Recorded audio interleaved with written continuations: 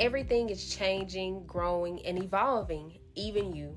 From the nurse's student to the baby nurse, off the bedside nurse and into entrepreneurship, you have evolved. So now we're here at the Evolved Nurse Podcast. I'm your host, Lakeisha, and let's get right into the episode. So today we have founder and CEO of iCare, Arlan, who has dedicated her career to transforming patient care through innovative care management solutions. Like most of us, she has exited the bedside and began her entrepreneurial journey that was ignited by her passion to be an advocate for her patients. In addition to all she does, she is also a nurse coach whose mission is to help 100 nurses start their own care management business. A mentor, business owner, nurse, and change maker, let's welcome Miss Natasha Jackson to the Evolved Nurse Podcast. And no problem. So here on the podcast, the first question that we always ask is, did you always want to be a nurse? Oh, not at all. I did not want to be a nurse.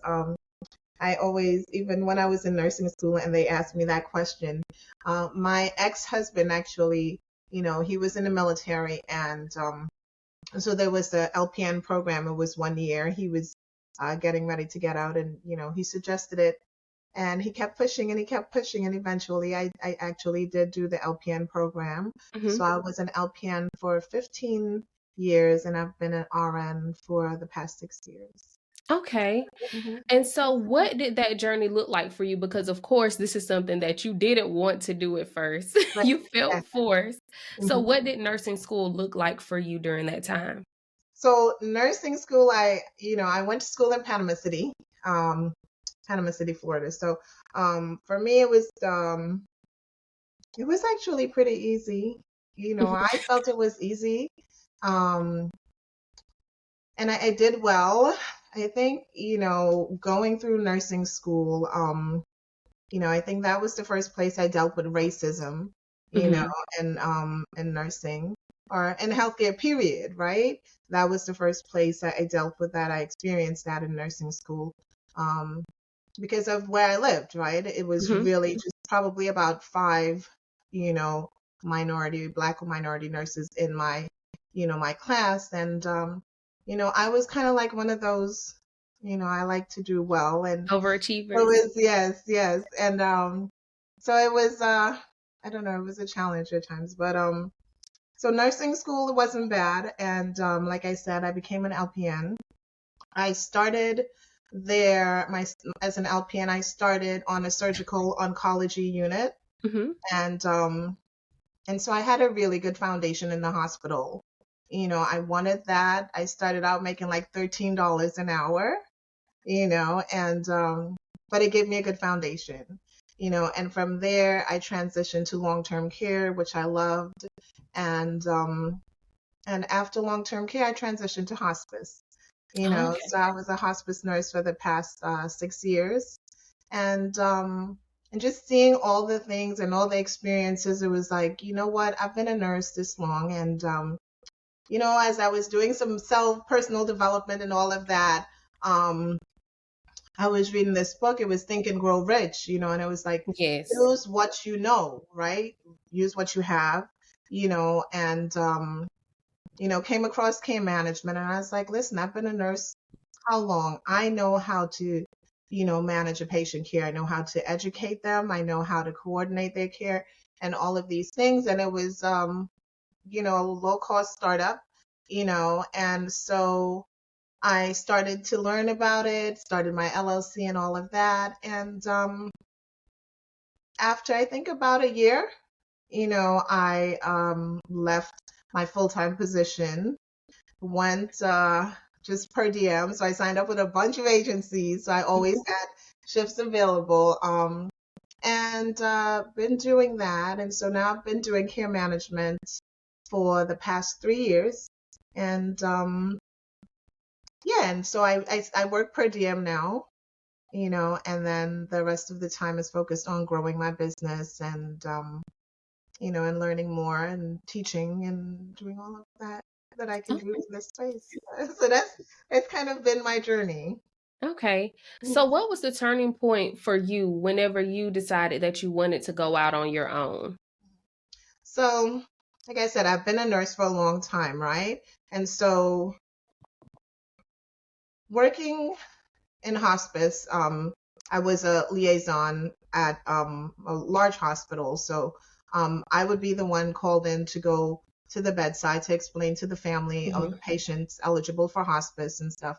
And so it was always a challenge with the doctors there and, educating them and educating them on, the eligibility and just everything going on there. And then just I had a couple experiences where it was like, you can't tell me this because, like, who are you to tell me this? And I'm like, Hmm. because I know this information. I'm telling you because I know this is what, and, so it kind of got to a point where it's like, I'm tired of people talking to me like this, like I don't know what I'm talking about. Yeah. And it was, but while I had the support of my employer, it was still a battle. And I felt like after all the years I had in nursing, even when I was in management roles, I felt like I wasn't doing enough. Like there Hmm. was more. I always felt like there was more that I could do. And then, like I said, a large hospital. And so I saw the disparities because like from the city to like Brooklyn, right? Because I'm in New York. So from Manhattan to the care that the patients received in Brooklyn, it was just so the stark difference. It was like, no. Hmm. Um and so I just felt like I wanted to do more and that I could do more, and I saw that care management allowed me as the nurse to help advocate for the patient more, give the patient a voice. And so um, the turning point for me was that just the experiences there with my last role and seeing those disparities. And then just personally, seeing my mom who has chronic health conditions go through um, a decline and the back and forth with the doctors and no real diagnosis and just seeing her just decline and and being unable to help and yeah, just seeing that her going to the doctor, coming home, and it's like, yeah, so what did the doctor tell you? And she Same doesn't thing. even know. Hmm. So for me, I felt like, well, if she had a nurse care manager who followed up with her after she left the doctor's office, right? And just talked to her, not in a way like you're talking down to someone, that you're really actually engaging them, that maybe she would, do better. Right. And so seeing where care management bridged that gap, I was like, this is what I want to do. This is what I feel will help, and yeah, and so that's kind of where I pivoted and care management became, my I passion. And I think a lot of us in long-term care, we see the disparities. I'm not hmm in long-term care anymore, hmm but when I was in long-term care, when you have those hospice patients and you understand what it means to be in hospice and hmm explaining it to the patients, their families, I hmm think that even with doctors, sometimes they don't even really fully yeah. go in and talk to the patients or talk to the family members. Mhm. So it is that big gap because of course, like you said, who are you to tell me this? Right. Yes. Yes. You're just the nurse, Yes. or you're just the LPN, or you're just the RN. Who are Yeah. you to tell me this? Yeah. Yeah. And Yeah. so I'm so glad that they have people who you have interacted with have you to be their advocate, because a lot of times they don't. Just like you said, your mom didn't have someone there to advocate for her on the type of level that you're advocating for people. So look, I'm so glad that you started your business because we see it Mhm. every single day, Yeah. Yeah. Yeah. every day. Mhm. So when did you start your business? So 3 years ago, 3 years ago. And so when I initially started was because I started and I wanted to do hospice consulting because within our community, I know how that discussion surrounding hospice can Mhm. just be really difficult. And I saw the benefits of hospice, and I wanted to share that, but having that discussion and building a business model around that was hard, so care management kind of would encompass all of that because you would have a patient from the beginning, or while they're dealing with that chronic condition. And if, they then begin to decline, you can say, hey, this is what's happening. We can talk to the doctor. So I figured, with my expertise in geriatric, long-term care, Mhm. and hospice, care management was just kind of the perfect fit, And so 3 years ago, I started, and it took me probably about 6 months before I actually decided to step out because it's Okay. it's it's not easy transitioning over to being a business owner, right? Mhm. um, and having that confidence to say, oh, yeah, I can do this, and then fate would have it that one day, you know, all things just aligned, and I went to my primary care physician, and I was like, let me do this for you because I had worked with him before, in a facility. And so he knew me as a nurse, so I was like, Mhm. let me do this for your patients. And he was like, okay, and then I was like, oh, well, what do I do now? I was like, well, I know if I could do care coordination and all of that, but I didn't understand, well, how am I going to get paid? you know, Mhm. doing this. So I actually that was like one of the first times I posted inside of this Black Nurse Entrepreneur group on Facebook. So I posted what happened inside that group, and then the next day I had a coach reach out to me, and she was an LPN doing chronic care management, and so she explained to me the contracts and all of that. Um, and so, yeah, so, that aligned well. So I ended up getting a coach to tell me all I needed to do. Um, met some other nurses as well. We developed courses, worked together for a while, and then, we each kind of like do our different things now. Mhm. One does homeschooling, because that's kind of her passion, and then the other one she went back to school, and so we just do different things, but we still support each other. And so for me, just taking that first step was all that it really took to kind of just Yeah. start the ball rolling. And so like I said, now I work per diem, and I'm growing my business, focused on the nurse coaching because as much as I love working with the care management, I saw the gap with the nurses not having the knowledge about this program and how they can actually leverage what they know, to support practices, Mhm. right? So I wanted to build a business that worked for me. So nurse coaching allowed me more freedom, and so I'm transitioning over to more focus on, getting the information out to nurses and really just the community on what care management is and how we can really utilize it to give patients a voice in their care and also to allow nurses to speak up for their patients. Okay. So because you said that it took you 6 months and you're afraid to step out there, Mhm. what helped you overcome your fear? What helped me overcome my fear? So I would say my coach. My Mhm. coach. The first day I spoke with my coach, and she was like, "You're gonna be an expert in care management." And I was like, yeah, right. Yeah, right. But in the back of my mind, I was like, yeah, I guess How's eventually, And so she said that, and then I think within I think like 2 months, she was like, "You should start writing a course." I'm like, "What?" And then I started, and I built the whole course out, and I was like, wow, I built a course, and then I was like, well, I guess I got to get a website, and I built my own website. And so I'm doing things and surprising myself.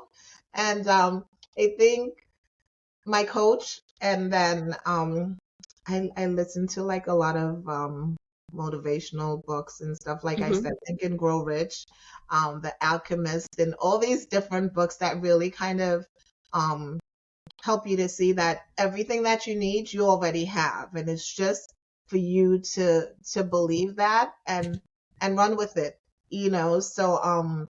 So those books really help me, and I still do that. I read a lot, and yeah, so that's kind of what pushed me. So even like I say sometimes that people might say, oh, I do a lot, but I feel personally like I'm not doing enough, Mm-hmm. and so that's another mindset thing too, so I do procrastinate a lot. Yeah. So it's a um constant growth, learning and then pushing yourself. But as I have decided this is what I want to do, this is what I'm going to do, so no matter how long it takes, it's going to happen. I don't stress it. One of my coaches, she was like, it's a marathon, not a sprint. So, Mm-hmm. just take my time so I don't beat myself up too much. Oh, yes, because in a space of entrepreneurship, you have to have some type of grace for yourself because you're never going to feel like you're at 100% all the Yep, time. yep, exactly, Hmm. exactly. Yeah. So, what does your day as a case doing your care management, not case management, but care management? What does your day look like when you are actively doing that? So when I'm actively doing care management, I would, of course, wake up and check my computer. I would have the software that I document of all of my care management services. So I would go in there and see um who needs to be followed up with, and Mhm. make a list of my calls for the day. Prepare for those calls, review those charts, um, and then start making my calls. Checking with those patients, review their medications with them. If they have any appointments that need to be made, help them with those appointments. Um, my goal is to always ensure that I am letting the patients know that I'm available to them, and I'm Mhm. educating them on their condition in a way that they actually understand and they're ready to receive. So whether, I'm sending someone an email, someone might prefer an email, someone might prefer some other method of communication, just talking to me, or maybe a Zoom call, something like this. Each patient is different, and with the elderly population, there may be challenges with technology, Mhm. so kind of working around those things, chart reviews, and following up with the doctor, really just care coordination, and So then is that this check. all I'm so sorry. No, go Is ahead. this all virtual? It's all Remote? remote. And so for these services are covered by CMS, which is the Centers for Medicare and Medicaid, Mhm. and it provides that support to the patients outside of the regular physician's office visit. So it can bridge that gap in care, and so basically we call and check in with the patient every month, and see how they're doing. There's a minimum of 20 minutes required, for care coordination. So that can Mhm. include talking to the patient, following up with the pharmacy, following up with other doctors, or even chart reviews. So all of those activities count as care coordination. So doing all of that work together, for a minimum of 20 minutes every month has been found to reduce hospitalization and improve the health outcomes for those patients. So that's why, they're pushing care coordination or care management, as a way to help, you know, have better outcomes for patients, and also reduce healthcare disparities. Okay. I love your business plan. I love your setup. I love that you're out here doing the work for these patients who don't have people. That's one of the biggest things that we have an issue with in healthcare is that people sometimes don't care about other people. Yep. Yeah, And exactly. so what made you create the name iCare RN? You know, oh, I don't even know. I came to the agreement, because I actually do care. Mm-hmm. I really, I care about patients, and I was like, well, I care, and I'm RN, Am I? I care, right? Put it together. You know, and so then I was like, I thought about it. I was like, okay, so with care management, what I do, the process, right? So I identify the patients who need the services, Mm-hmm. and then I collaborate with the physician, right? And I help them with appointment scheduling and referrals and education. So I care. So identify, collaborate, create a care plan, all of those things, assess appointment scheduling, referrals, and education. So that's what we do at iCare as registered nurses. So yeah. So it worked out, because those are the things that we do Mm-hmm. as care managers. So yeah, I that's So, I just want to go back a little bit because we did speak about hospice. And for any of our listeners that aren't in the healthcare field and don't understand hospice, what are some of the benefits of having hospice? Because I love to talk about that because a lot of people don't know and it scares them. So, since this is something that you have expertise in, what are the benefits of utilizing hospice services? So I would say the benefits of having hospice is like having a partner walk with you through the most difficult time in Mm-hmm. your life, right? Um, so hospice doesn't push things on you. And what we do is recognize that someone has a terminal condition and, they're going to have certain symptoms that need to be managed, right? It's going to happen as the disease progresses.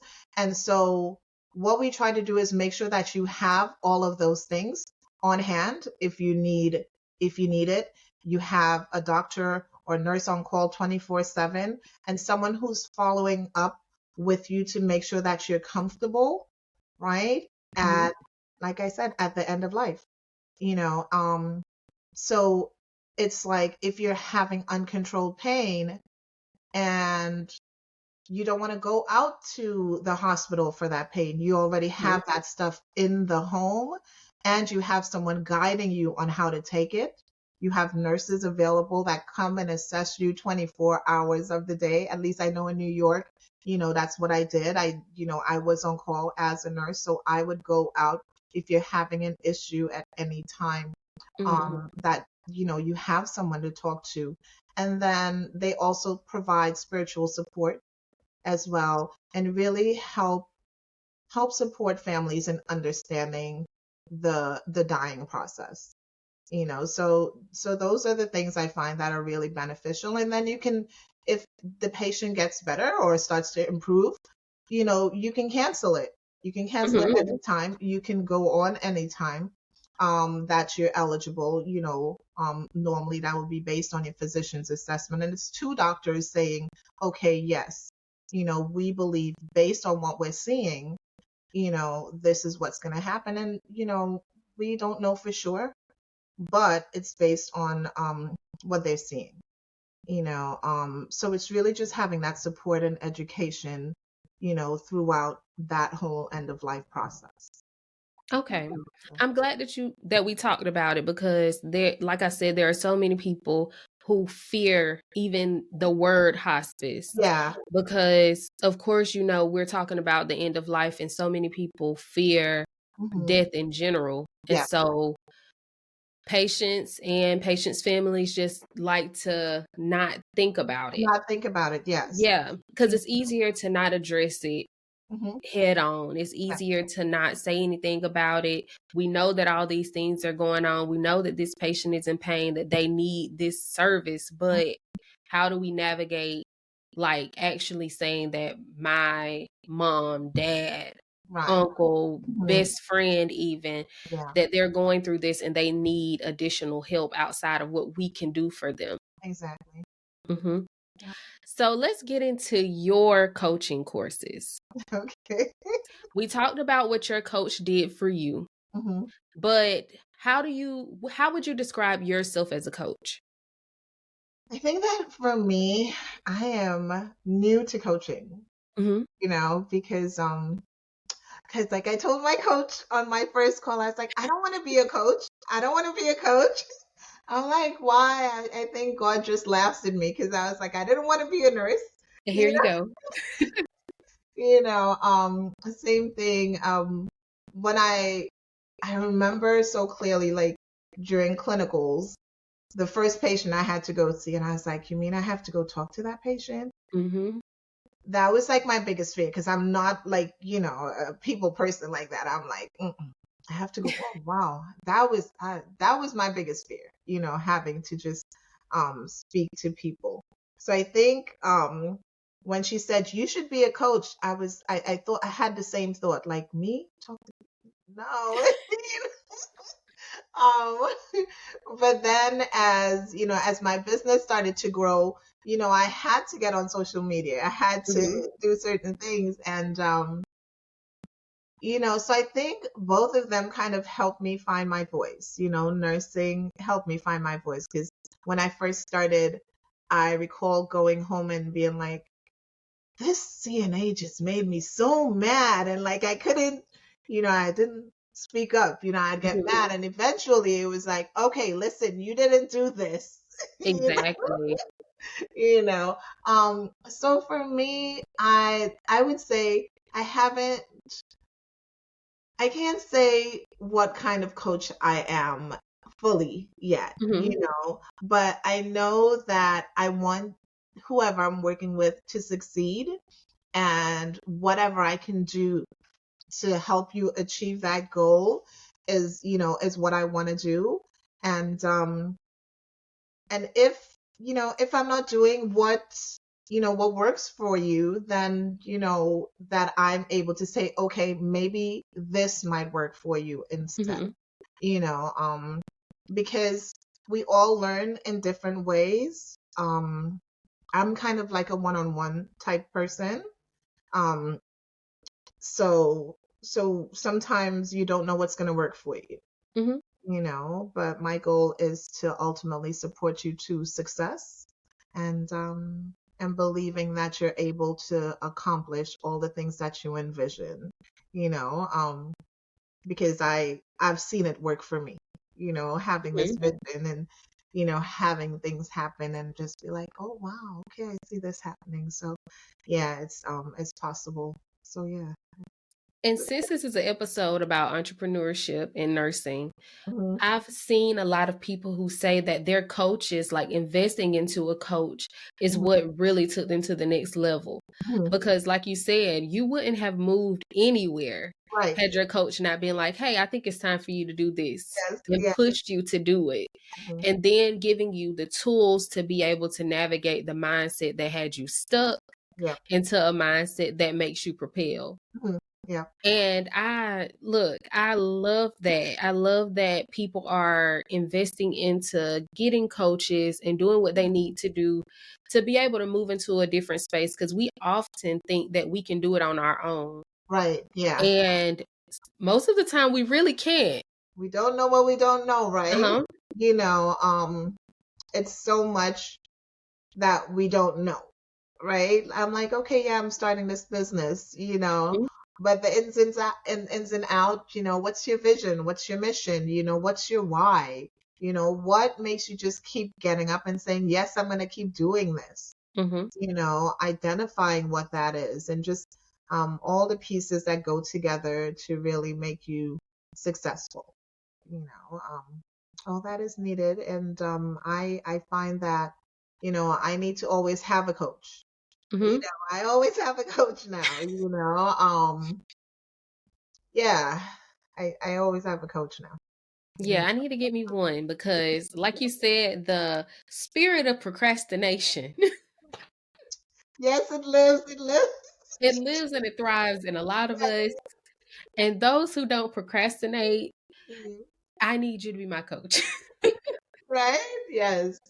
Yes. Right now I have, an accountability coach that's, Hmm. helping me to try and stay on track. So yes, I'm getting it all together as well. Okay. And so I always ask, what books are you reading? But I know that you already said Think and Grow Rich as well as The Alchemist. Are there any other books that help shape and mold you into becoming the businesswoman that you are today?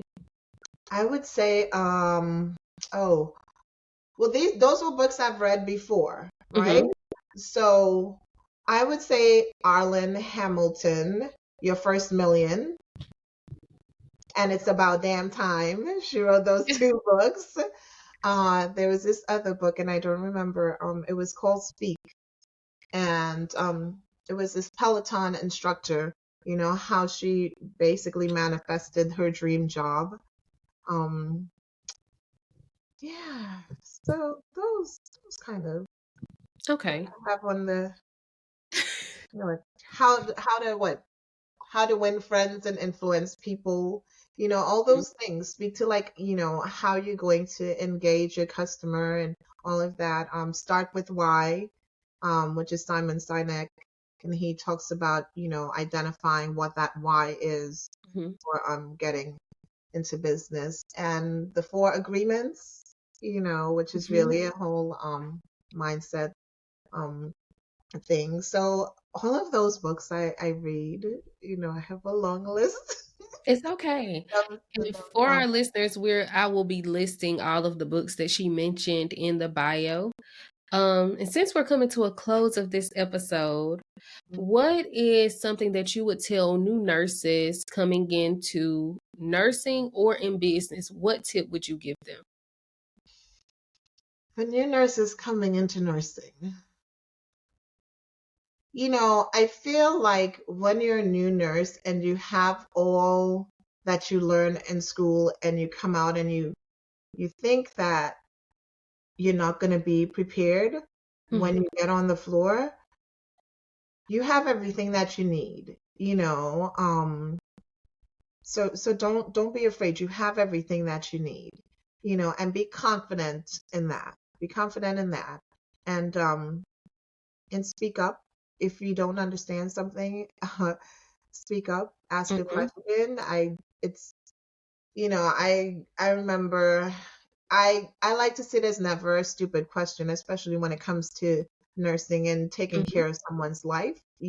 Ask a question, and ask for help if you need it. Um, and it's an on the job, learning type of thing. The same thing with starting a business. You learn on the job, Hmm. right? You're not gonna know everything um, in either role. So learn as you go. Have grace with yourself, and just believe, that you can do it, and you can do it. Yes. Look, we have to give ourselves grace coming out into the workforce and feeling like we're unprepared, feeling like things are thrown at us. Just utilize your resources, use your preceptors. That's Yeah, what they're there for. If your preceptor is not a great preceptor, stand up for yourself. Like yeah, Miss Natasha yeah, said, she had to find her voice at one point. You will have to speak up for yourself. You'll find that in nursing, when you have mentors, preceptors who they don't some people don't like precepting. yeah, And so we have to be honest with whoever our management team is. Like, look, hey, I'm not understanding why I feel so overwhelmed. Is there any way that I can get a new preceptor? And it's hard to do that, but we have to find our nursing voices, because if not, our patients are going to suffer from that. yeah. Hmm. That is true. So, Miss Natasha, do you want to give them an update on what your coaching, your nurse coaching business is going to be doing in this coming month? Okay. So in December, we have early enrollment for the mentorship program, which is Mhm. Empower. It's an empowerment Empower Care Academy, which is the school that I'm building for care management, and that will be launched in January. Open enrollment, like I said, is open now. And of course, it's December. It's my birthday month. So you get 25% off of enrollment this month. And like I said, I'm building a community of nurses that really are ready to move forward with their business and really doing something in healthcare. It's not something that's going to happen overnight. You know, you have to be in this for the long game, you know. So yeah, just that's all. I just have the mentorship program, like I said, that's launching in January. And And where can they find you? they can find me on YouTube, YouTube, YouTube, Facebook, LinkedIn, and TikTok and Instagram, of course. Instagram is iCare.rn, and Facebook, I have a Facebook group, Nurse Entrepreneurs in Care Management and Value-Based Care. TikTok, I am your care management nurse, and LinkedIn, I am Natasha Jackson. So you can find me there, and my website, iCareRNLLC.com as well. So those places is where you can find me. Okay. And they will all be linked in our bio section.